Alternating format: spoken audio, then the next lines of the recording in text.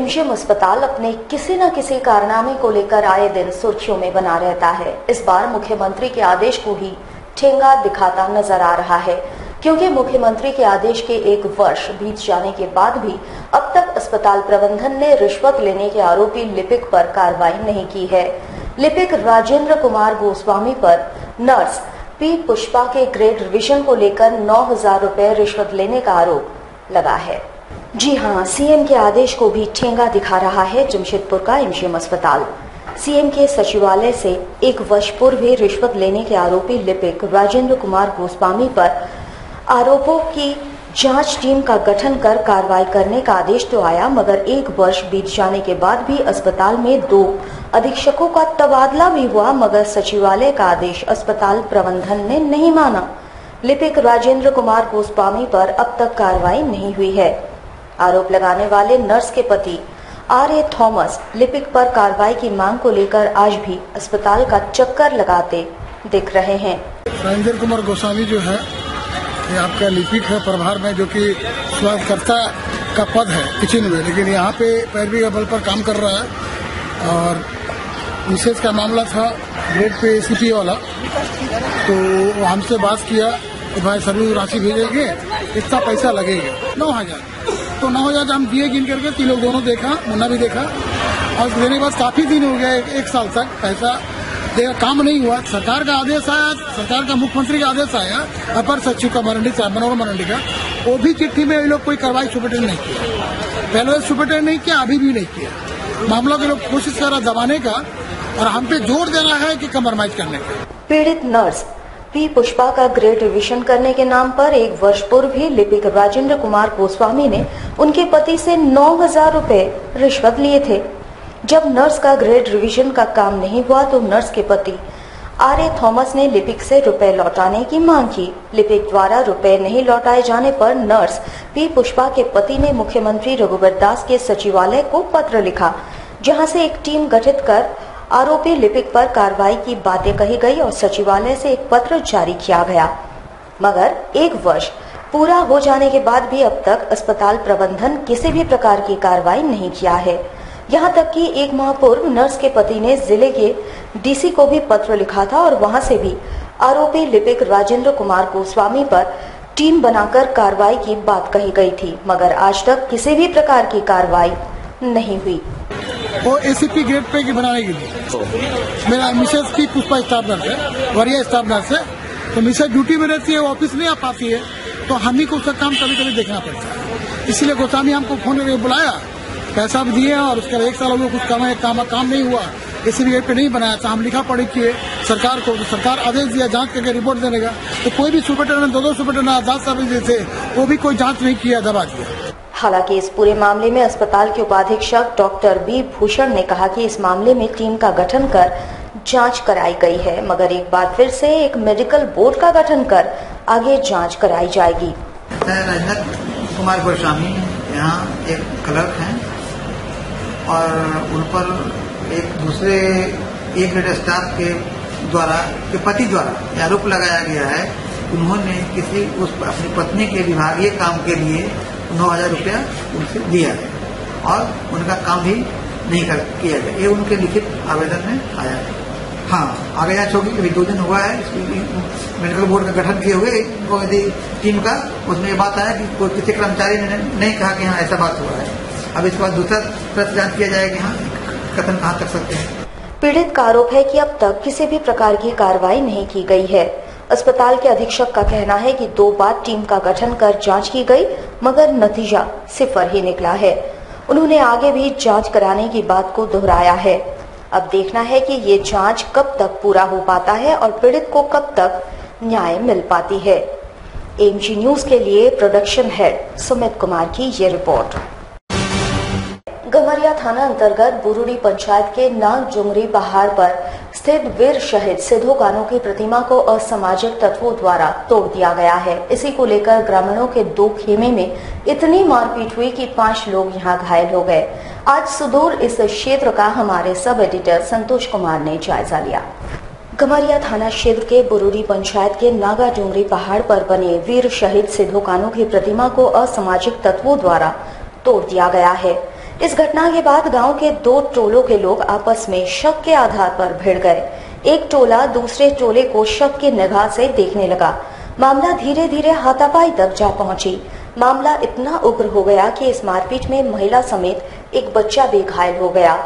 स्थिति की गंभीरता को देखते हुए क्षेत्र में कांड्रा तथा गमरिया थाने से पुलिस दल बल के साथ पहुंची और मामले में बीच बचाव किया। मेरे पति को मार रहा था, मेरा पति बहुत चिल्लाया। मैंने पूछा क्या हुआ देखा मेरे पति को इतना लोग मार रहा है, वहाँ पर लेट कर बहुत मार रहा है। तो क्यों मार रहा है? पूछा हमने क्यों मारा है, मैं छोड़ दिए। वो नाम ही नहीं लेता छोड़ने के लिए। तो फिर मेरा बच्चा भी था, मेरे बच्चा को भी ऐसे फेंकने वाला था, लेकिन मेरे पति ने बचा लिया। मुझे कपड़ा भी खोल दिया मेरा। वो लोग हल्ला करके आता, क्या है भाई क्या है बेटा, तो हम उतना ही कुछ बोले नहीं, आके हमको मार दिया। मारने के बाद उल्टा करके मारा, हम तो कुछ समझ में नहीं आया। फिर मार के गिरा दिया। हम सर को बचाया। 2 पहले देवीलाल टुडू का लड़का विमल टुडू और प्रदीप टुडू, 2 भाई हाथ लगाए। उसके बाद मोरा बिसरा है, 3 मारा। उसके बाद 9 आदमी जो है 9 आदमी पूरा डंडा मारा हमको। उसका मेरा पीछे मेरा वाइफ आया, उसको भी हाथ चलाने शुरू कर दिया। उसका बच्चा को भी मार के फेंक दिया था। वहाँ पर हम जाके बच्चा को उठाने के बाद हम बच्चा को मार रहा था, हम ऐसे करके बचाया तो मेरा यहीं पर लग गया। उसके बाद मेरा भैया है, मेरे पिताजी है, सब नरेगा में जितना काम कर रहा था। जो घटना घटा है वो मुझे कल रात को 11:30 बजे ग्रामीण जा करके बताया कि नहीं, हमारे गांव में स्थित नागा डूंगरी में जो सेदू कानू का स्टेचू है उसको गांव के ही कुछ लोग धीवा टोला का लड़का लोग तोड़ दिया है। नाम नहीं बताया, लेकिन हमने वो लोग को बोला ठीक है, आगे कुछ आप लोग अभी लड़ाई झगड़ा मारपीट भी हुआ है।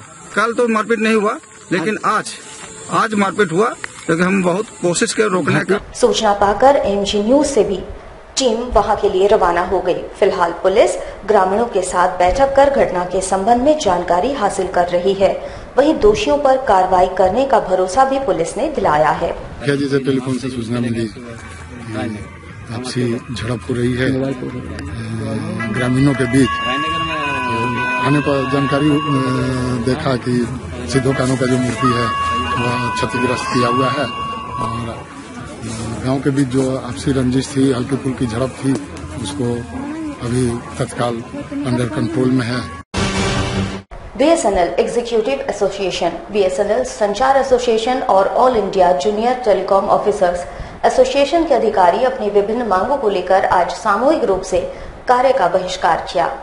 स्टैंडर्ड वेतनमान E1A और E2A के स्थान पर क्रमशः E2 और E3 वेतनमान दिए जाने, बीएसएनएल नियुक्ति कर्मियों के लिए 30% सेवानिवृत्ति का लाभ देने, डीजीएम पद पर सीधी नियुक्ति पर रोक लगाने, लंबित HR का समाधान निकाले जाने की मांग को लेकर बीएसएनएल एग्जीक्यूटिव एसोसिएशन, बीएसएनएल संचार एसोसिएशन और all India junior telecom officers association के अधिकारी 25 से 27 अप्रैल तक आंदोलन किए। वहीं आज इन्होंने 1 दिवसीय कार्य बहिष्कार किया। इनका कहना है अगर इनकी मांगों पर गौर नहीं फरमाया गया तो 1 मई से ये लोग भूख हड़ताल पर चले जाएंगे। हम लोग सामूहिक अवकाश पे हैं।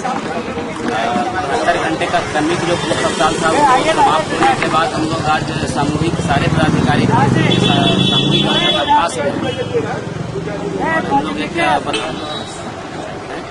और अपनी मांगे जब तक पूरी नहीं होती है तो हम लोग का आगे का जो कार्यक्रम है 1 मई से रिले हंगर स्ट्राइक का वो भी जारी रहेगा। 1 मई से रिले हंगर स्ट्राइक। 1 मई से क्या होगा? Relay hunger strike, relay hunger strike. Jamshedpur के टाटा मोटर्स कंपनी में पिछले 13 अप्रैल को कार्य के दौरान कर्मचारी धीरेन्द्र सिंह की मौत के बाद सर्वदलीय राजनीतिक पार्टियों के द्वारा कंपनी गेट पर दिए गए धरने व प्रदर्शन के बाद कई लोगों पर मुकदमा दर्ज किया गया है, जिस पर कांग्रेस पार्टी एवं झाविमो पार्टी ने आपत्ति दर्ज कराई है। इसको लेकर शुक्रवार को इनके द्वारा जिले के एसएसपी से मुलाकात की गई। आपको बता दें कि इस प्रदर्शन के दौरान कंपनी के सभी गेटों पर हंगामा हुआ था और कई जगह तोड़फोड़ भी हुई थी, जिस पर कंपनी की तरफ से केस भी किया गया था। जिला कांग्रेस कमेटी व झाविमो जिला कमेटी ने इस पर आपत्ति दर्ज कराते हुए कहा कि इसमें केवल एक पार्टी विशेष पर कार्रवाई की जा रही है और उसका विरोध किया जा रहा है। जिला प्रशासन पूरे मामले की निष्पक्ष जांच करे। अगर कोई कार्यकर्ता ने तोड़फोड़ की है तो उस पर जरूर कार्रवाई हो, परंतु जिला प्रशासन को ये ध्यान देना होगा कि इस प्रदर्शन में सभी दलों के कार्यकर्ता शामिल थे। अगर कार्रवाई हुई तो सभी पर कार्रवाई होनी होगी। इस मामले को लेकर शुक्रवार को कांग्रेस राज्यसभा सांसद प्रदीप कुमार बालमुचु ने जिले के एसएसपी से मुलाकात की। तोड़ की भी जहाँ तक बात है, अंदर में जो घटनाएं घटी वो तो उनके लोगों ने किया था, हम लोग तो थे ही नहीं। हम लोग सब लोग बात कर रहे थे। मेरे जो कार्यकर्ता गेट के बाहर थे और जो नेता गए तो ऑफिस के अंदर थे, तो फिर बीच में तो कोई था नहीं, आपके लोग थे। तो फिर आपके लोग हैं तो आप किसके ऊपर केस कर दिए? आप अपना काम आप तोड़ रहे हैं, आप बदमाशी कर रहे हैं और मेरे ऊपर केस कर रहे हैं। हम लोग कहाँ पर पिक्चर है? गेट के बाहर भी तोड़फोड़ हुई थी। गेट के बाहर वो कैंटीन वाले गेट में, कैंटीन गेट पे भी जो तोड़फोड़ हुई थी उसमें भी हम लोग के लोग इसमें इन्वॉल्व नहीं है। क्या सीसीटीवी कैमरे से मांग करते हैं जांच हो वहाँ पर? जरूर होना चाहिए। मैंने कहा कि अगर मेरी पर कार्रवाई करते हैं ठीक है, तो उस पर भी कार्रवाई करिए ना, बराबर कार्रवाई होनी चाहिए। लाहौर नगरी की लाइफ लाइन माने जाने वाली स्वर्ण रेखा और खरकाई नदी कचड़ों में तब्दील हो चुकी है। कल तक ये नदियां लाखों की आबादी को पानी देती थी, लेकिन आज ये जीवनदायी नदियां पानी के लिए खुद तरस रही है। इन दिनों शहर की दोनों नदियां गंदगी के अंबार में डूबी हुई है। टाटा कंपनी से लेकर तमाम कंपनियों की जो गंदगी है वो स्वर्ण रेखा और खरकाई नदी में ही छोड़ा जाता है और यही कारण है कि आज इन दोनों नदियों का अस्तित्व खुद खतरे में पड़ चुका है। वैसे झारखंड सरकार के खाद्य आपूर्ति मंत्री सरयू राय स्वर्ण रेखा बचाओ अभियान की शुरुआत कर चुके हैं, लेकिन खुद उनके विधानसभा क्षेत्र की नदी इन दिनों गंदगी से जूझ रही है और अंतिम सांसें गिन रही है। वैसे बड़ा सवाल ये उठता है कि मंत्री जी जिस अभियान की शुरुआत पूरे राज्य और देशव्यापी स्तर से करने की बात करते हैं, उस मंत्री जी के विधानसभा क्षेत्र में नदी का ये हाल है तो बाकी जगह क्या होगा, ये तो देखने वाली बात है। लेकिन इतना जरूर है कि लाखों की आबादी को पानी पिलाने वाली दोनों नदियां इन दिनों अंतिम सांसें गिन रही है और इस पर न तो स्थानीय प्रशासन ही ध्यान दे रही है और न ही टाटा स्टील या सरकार। पिलाता है क्या? हम बगल में रहते हैं। कहाँ पूजा में जो सफाई होता है उसके बाद पूजा में खाली सफाई होता है। ये पानी में नहाने से खुजली होता है, उसके बाद बहुत तरह का बीमारी होता है। इतना गंदगी जो फैला हुआ है, देखो साफ उफ करवाने का कुछ मदद बस सर क्या कोई नहीं कर, तो साफे का नाम ही निशान नहीं रहता। जमशेदपुर में चल रहे 14वें झारखंड पुलिस सशस्त्र बल क्षेत्रीय खेलकूद प्रतियोगिता में जैप 6 ने फुटबॉल में उम्दा प्रदर्शन करते हुए सेमीफाइनल में अपनी जगह सुनिश्चित कर ली है। बिष्टुपुर स्थित आर्मरी ग्राउंड में शुक्रवार को जैप 6 और जैप 4 के बीच खेले गए फुटबॉल मैच बराबरी पर समाप्त हो गई, जिसके साथ ही मेजबान जैप 6 अंक तालुका के हिसाब से सेमीफाइनल में प्रवेश करने वाली पहली टीम बन गई। साथ ही साथ मेजबान टीम ने एथलेटिक में उम्दा प्रदर्शन करते हुए 4 गोल्ड अपने नाम किए हैं। वैसे खेल का फाइनल अंतिम दिन यानी 30 अप्रैल को है।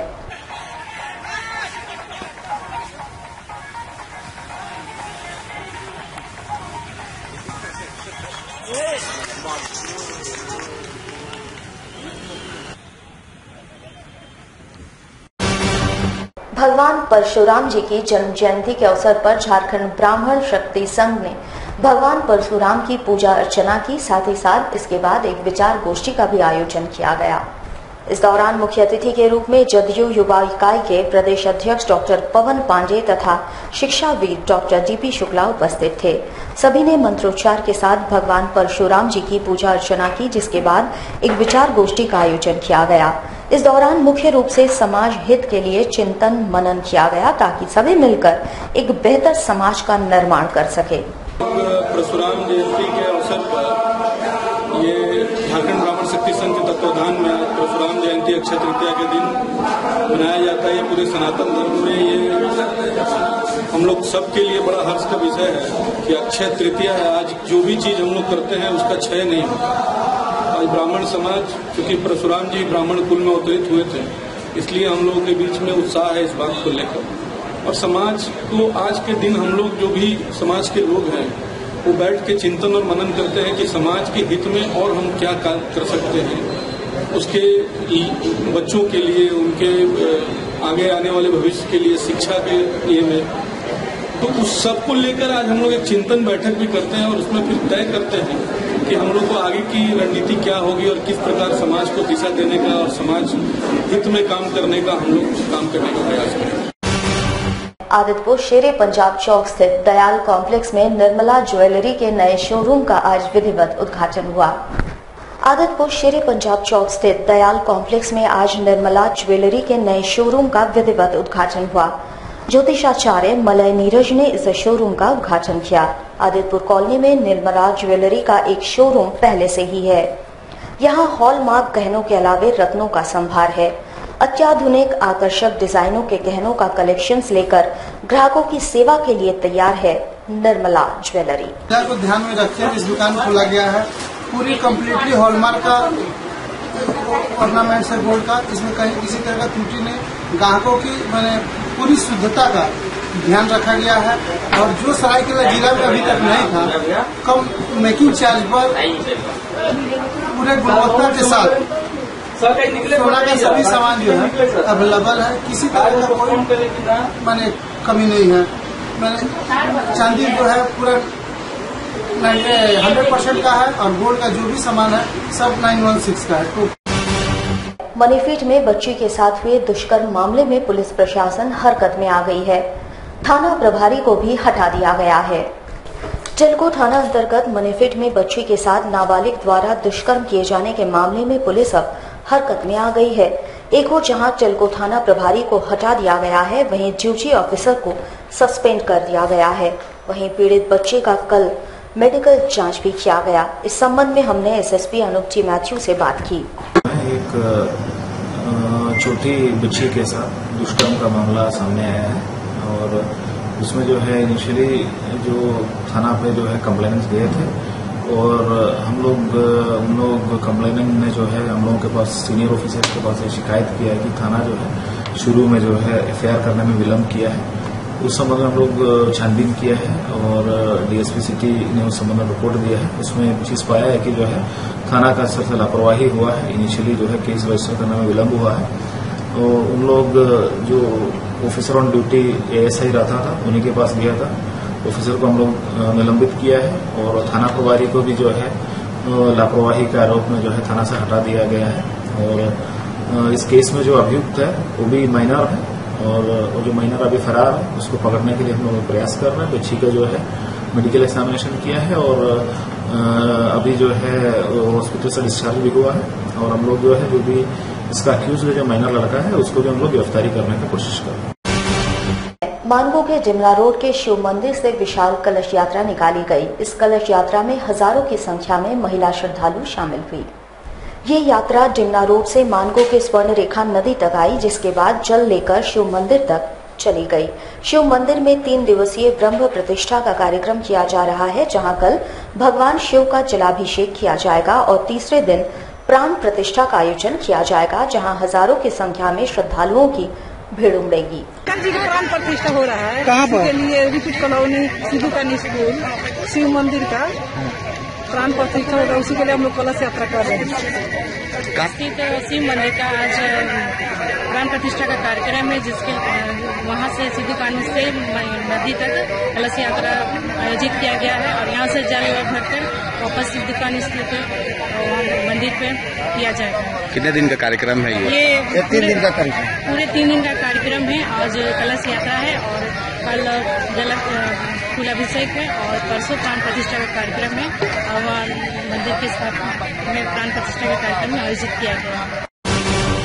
जमशेदपुर में जिला कांग्रेस कमेटी के द्वारा मजदूर दिवस के दिन भव्य कार्यक्रम का आयोजन कर मजदूरों की समस्याओं पर विचार विमर्श किया जाएगा। बिष्टुपुर स्थित तिलक पुस्तकालय में एक संवाददाता सम्मेलन कर इस आयोजन की जानकारी दी गई। संवाददाता सम्मेलन को संबोधित करते हुए जिलाध्यक्ष विजय खान ने कहा कि 1 मई को सिद्धगोड़ा में कांग्रेस पार्टी के द्वारा भव्य कार्यक्रम का आयोजन किया जा रहा है, जिसमें बतौर मुख्य अतिथि कांग्रेस के प्रदेश अध्यक्ष सुखदेव भगत के अलावे कई कांग्रेसी नेता उपस्थित रहेंगे। इस कार्यक्रम के माध्यम से मजदूरों की समस्याओं पर विचार विमर्श कर आगे की रणनीति बनाई जाएगी। संगठित कामगार यूनियन और पूर्वी सिंहभूम जिला कांग्रेस कमेटी के तत्वाधान में एक बृहद और बड़ा आयोजन सीतगोड़ा अमल संत क्लब में शाम 6 बजे 1 तारीख से 2 तारीख सवेरे 6 बजे तक का कार्यक्रम है। 12 घंटे कार्यक्रम हम लोग कर रहे हैं। हमारे साथ लगातार जुड़े रहने के लिए आप हमें YouTube पर जरूर सब्सक्राइब करें।